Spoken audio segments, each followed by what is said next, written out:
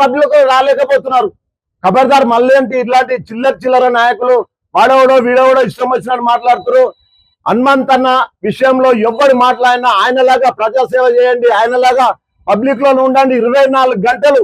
ఈ కంటోన్మెంట్ మరి ఆయన క్రిషాంక్ అంటే ఆయనే, మరి ఆయన ఎప్పుడు చూడలే పేరు ఆర్టిస్ట్ అంటారు. ఆయన పైసలు ఇస్తే మాట్లాడతారు, లేకపోతే మాట్లాడాడు. మరి కేటీఆర్ అట్లా పోషిస్తుండు. ఆయన అంటున్నాడు రా అంటున్నాడు. హనుమంతన్న దగ్గర ఎన్నిసార్లు వచ్చి ఎన్ని పనులు నువ్వు తీసుకున్నావు.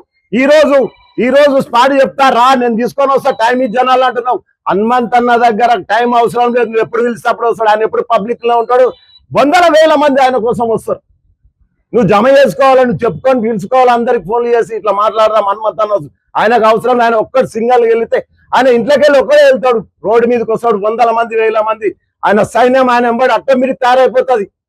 అలాంటి ఆయన పట్టుకొని పనికిరానోడు పనికొచ్చినోడు ఆయన దగ్గర వచ్చి జోకి ఆయన కాళ్ళు మొక్కి ఎమ్మెల్యేలు అయిన వాళ్ళు ఉన్నారు, వాళ్ళు కూడా మాట్లాడుతున్నారు. ఇది ఎంతవరకు కరెక్ట్? ఇది తప్పు. ఎవరికైనా మేము హెచ్చరిస్తున్నాం. మల్కాజ్గిరి కాంగ్రెస్ పార్టీ నుండి ప్రతి ఒక్క టిఆర్ఎస్ నాయకుడికి, చిల్లరగాన్లకు, ఆ సోషల్ మీడియా మాట్లాడే చిల్లరగాన్లు అందరికి చెప్తున్నాం, హనుమంతన్న విషయంలో ఎవ్వరికి మాట్లాడే అర్హత లేదు.